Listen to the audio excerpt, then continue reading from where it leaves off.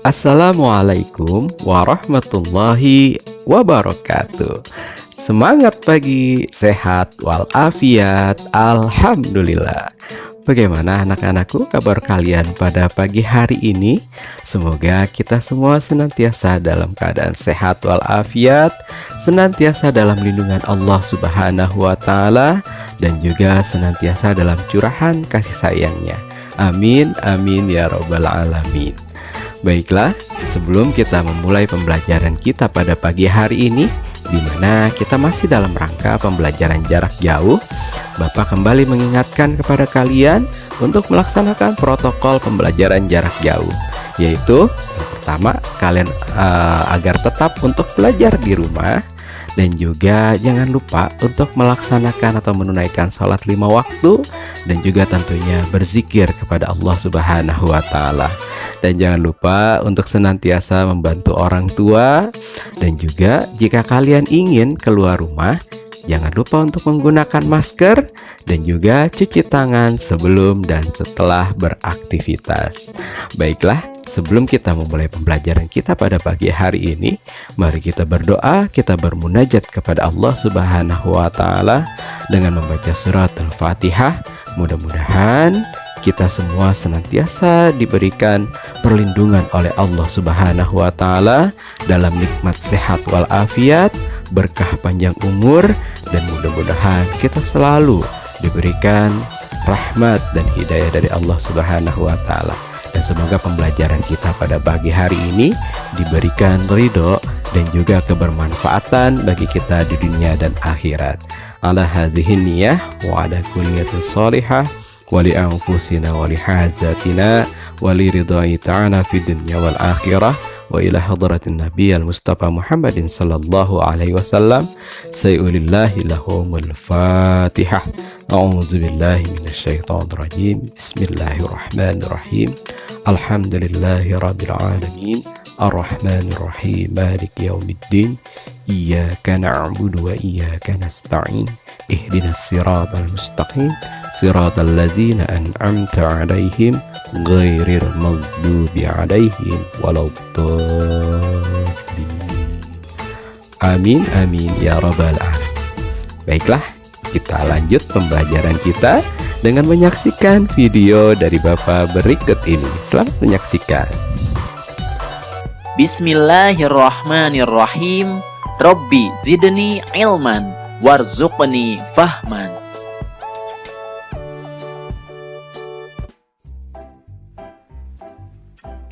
Apakah pernah ada pengemis atau orang yang meminta-minta datang ke depan rumahmu? Nah, bagaimana sikapmu kepada pengemis tersebut? Apakah kita boleh memberi uang sambil menghinanya? Oke, mari kita simak video pembelajaran berikut ini. Dalam video pembelajaran kali ini, insya Allah kita akan membahas tentang perilaku tawadhu atau rendah hati. Semoga dengan kalian menyimak video pembelajaran kali ini, kalian bisa memahami makna tawadhu atau rendah hati dan mencontohkan atau menunjukkannya dalam kehidupan sehari-hari. Oke, kita akan langsung masuk ke materinya.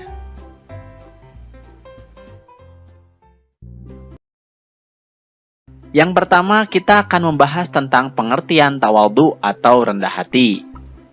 Tawadhu itu berasal dari bahasa Arab. Bahasa Indonesianya artinya adalah rendah hati. Jadi sama ya antara tawadhu atau rendah hati.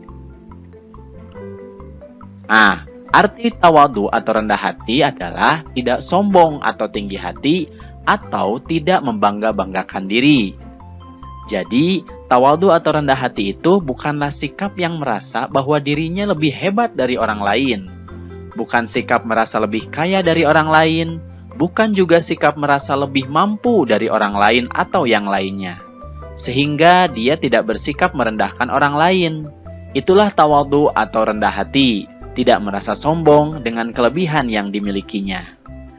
Akan tetapi, rendah hati bukan juga merasa rendah dari orang lain, sehingga merasa malu atau minder tampil untuk unjuk kemampuan.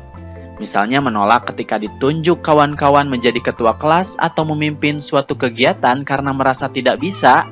Selalu tidak mau menampilkan diri dan menunjukkan kemampuan dalam hal kebaikan, itu bukanlah rendah hati, tapi itu adalah rendah diri. Jadi harus dibedakan ya. Jadi bisa diartikan, tawadhu atau rendah hati adalah sikap tidak merendahkan orang lain dan juga tidak merendahkan diri sendiri.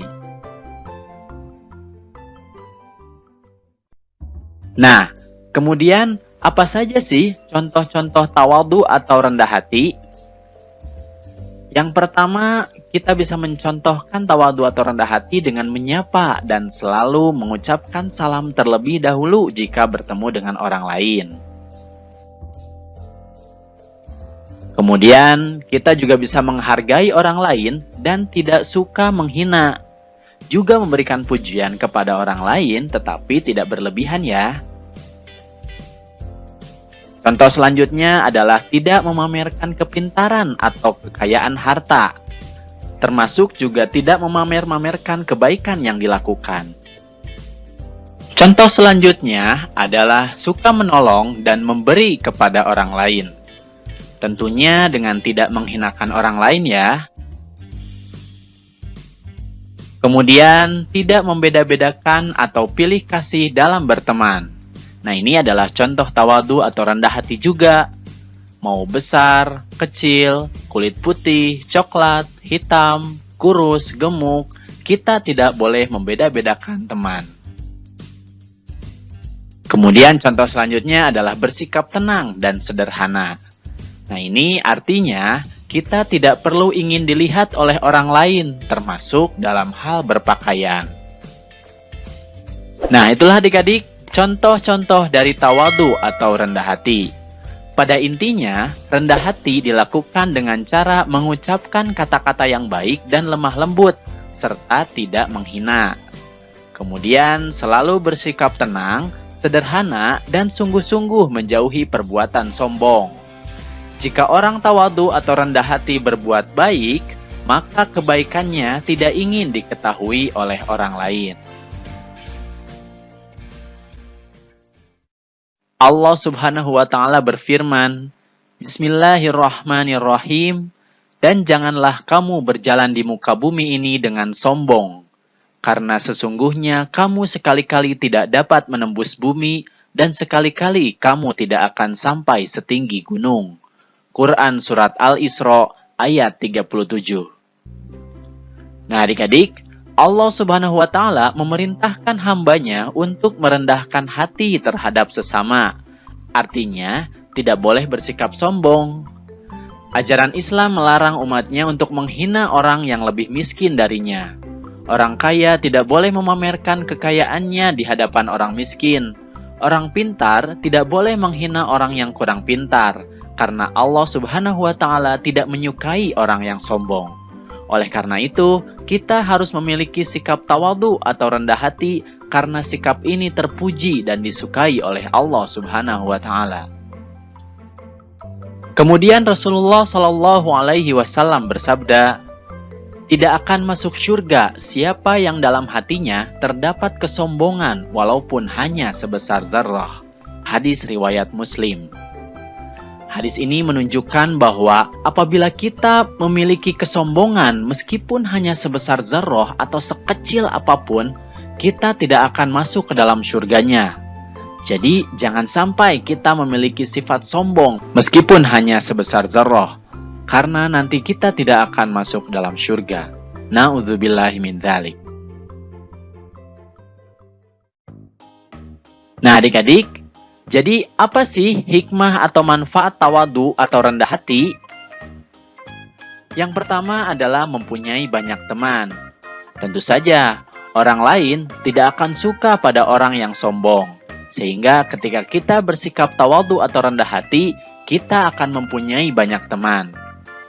Kemudian yang kedua, hatinya selalu tentram dan tenang. Karena kenapa? Dia tidak khawatir tentang kemampuannya yang tidak diketahui oleh orang lain, atau merasa ilmunya tidak dihargai, karena sadar kemampuannya itu bukan untuk diumbar atau dipuji-puji oleh orang lain. Kemudian yang ketiga, dengan tawadhu atau rendah hati, kita akan terhindar dari sifat sombong atau takabur. Sombong adalah perilaku yang dilarang oleh Allah Subhanahu wa Ta'ala. Jadi, jika kita rendah hati, berarti kita telah mencerminkan bahwa kita beriman kepada Allah karena kita sudah menaati perintahnya. Nah, itulah adik-adik hikmah atau manfaat dari tawadu atau rendah hati. Dalam video pembelajaran kali ini, kita akan membahas tentang perilaku peduli. Semoga dengan kalian menyimak video pembelajaran ini, kalian bisa menjelaskan makna peduli dan mencontohkan sikap peduli dalam kehidupan sehari-hari. Oke, sekarang kita akan masuk ke materi pembelajarannya. Untuk memahami arti dari peduli, marilah kita simak hadis tentang peduli berikut ini. Barang siapa yang membantu menyelesaikan kesulitan seorang mukmin dari sebuah kesulitan di antara berbagai kesulitan-kesulitan dunia, niscaya pada hari kiamat Allah Subhanahu wa Ta'ala akan memudahkan salah satu kesulitan di antara berbagai kesulitannya. Dan barang siapa yang memudahkan orang yang sedang kesulitan, niscaya akan Allah Subhanahu wa Ta'ala mudahkan baginya di dunia dan di akhirat. Dan barang siapa yang menutupi aib seorang muslim, Allah Subhanahu wa Ta'ala akan tutupkan aibnya di dunia dan akhirat. Dan Allah akan selalu menolong hambanya selama hambanya itu menolong saudaranya. Hadis riwayat Muslim, Abu Daud, dan Tirmizi. Hadis tadi menjelaskan bahwa ketika kita melakukan sesuatu kepedulian atau kebaikan kepada orang lain, maka Allah Subhanahu wa Ta'ala akan memberikan kebaikan tersebut kepada kita. Tadi disebutkan, jika kita membantu menyelesaikan kesulitan orang lain, maka Allah pun akan menyelesaikan kesulitan kita. Kemudian, jika kita memudahkan orang lain, maka Allah pun akan memudahkan kita. Kemudian jika kita menutupi aib orang lain, maka Allah pun akan menutupi aib kita. Dan ketika kita menolong sesama, Allah pun akan menolong kita. Itu berarti, jika kita peduli kepada sesama, maka Allah pun akan peduli kepada kita. Lalu, apa sih arti dari peduli?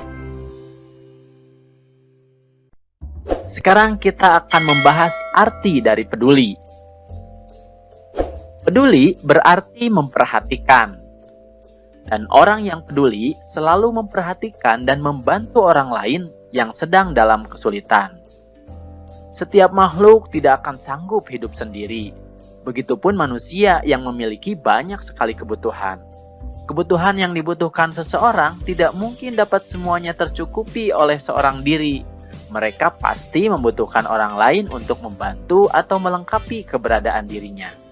Oleh karena itu, manusia perlu saling hormat-menghormati, tolong-menolong, dan saling membantu, juga tidak boleh saling menghina, menzolimi, dan merugikan orang lain.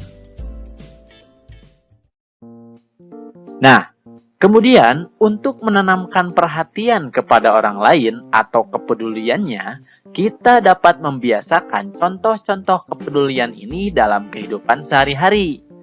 Di antaranya, menginfakkan atau memberikan sebagian rezeki kepada yang membutuhkan meskipun sedikit, seperti kepada fakir miskin, orang tua renta, dan jompo. Mereka sedang kesulitan mencukupi kebutuhannya. Nah, kita membantu mereka keluar dari kesulitannya tersebut semampu kita. Contoh selanjutnya adalah menolong teman yang terjatuh. Nah, itu juga bentuk kepedulian karena kita membantu yang sedang kesulitan. Teman kita mungkin kesulitan berdiri, berjalan. Nah, kita bisa memperhatikan dengan menanyakan apakah ada bagian tubuh yang sakit. Nah, jika ada, kita bisa bawa ke rumah sakit dan lain sebagainya. Itu bentuk peduli juga.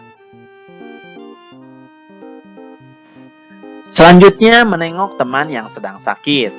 Nah, ini juga bentuk dari kepedulian. Kita bisa menanyakan apakah dia membutuhkan biaya perawatan, menanyakan kondisinya, dan lain sebagainya. Selanjutnya, membantu ibu mencuci pakaian. Nah, ini juga bentuk kepedulian kita kepada orang tua. Kita membantu kesulitan ibu yang mengerjakan pekerjaan rumah setiap hari. Untuk itu, kita membantunya merupakan kepedulian kita kepada orang tua. Begitupun kepada ayah kita. Selanjutnya, contohnya adalah menolong dan menghibur korban bencana alam. Nah, ini juga sama, membantu kesulitan, baik kesulitan tempat tinggal ataupun yang hartanya habis, itu adalah bentuk dari kepedulian kita kepada sesama. Nah, adik-adik, itulah contoh-contoh peduli. Sebenarnya masih banyak contoh yang lainnya yang bisa kita tunjukkan dalam kehidupan sehari-hari. Lalu, apa sih hikmah atau manfaat dari peduli? Yang pertama, kita bisa mendapatkan pertolongan dari Allah Subhanahu wa Ta'ala ketika kesulitan. Nah, ini tadi sudah dijelaskan hadis di awal video bahwa Allah Subhanahu wa Ta'ala akan menolong hambanya yang menolong sesama. Kemudian yang kedua, hubungan antar sesama berjalan harmonis. Nah, ketika kita peduli atau memperhatikan orang lain, maka kita saling memberikan kebaikan, sehingga hubungan antar sesama manusia berjalan dengan baik dan harmonis. Kemudian yang ketiga, kita bisa menjadi teladan bagi orang lain. Jika kita senantiasa peduli, kita bisa menjadi teladan bagi orang lain untuk senantiasa memperhatikan orang lain yang kesulitan. Kemudian yang keempat, peduli bisa menjaga persatuan. Setelah hubungan kita harmonis dengan orang lain, maka persatuan antar kita sesama muslim atau sesama manusia pun akan terjaga. Nah, itu adalah manfaat-manfaat yang bisa kita dapatkan ketika kita berperilaku peduli kepada orang lain.